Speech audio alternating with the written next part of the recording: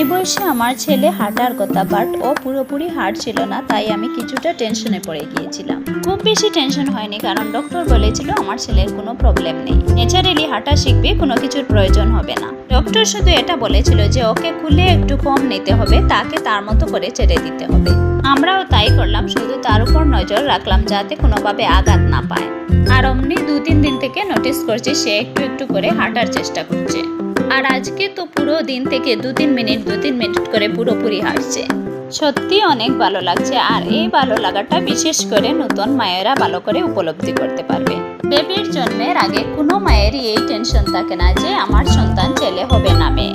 সব মায়েরই এই দোয়া থাকে যে আমার সন্তানটি যেন সুস্থভাবে পৃথিবীতে আসে। আর জন্মের কয়েক মাস পর থেকে এই টেনশন থাকে যে আমার সন্তানটি যেন প্রপার টাইমে কথা বলা এবং হাঁটা শিখে। তো আমি আমার এই খুশির মোমেন্টটা সবার সাথে শেয়ার করলাম। সবাই ভালো থাকবেন, সুস্থ থাকবেন।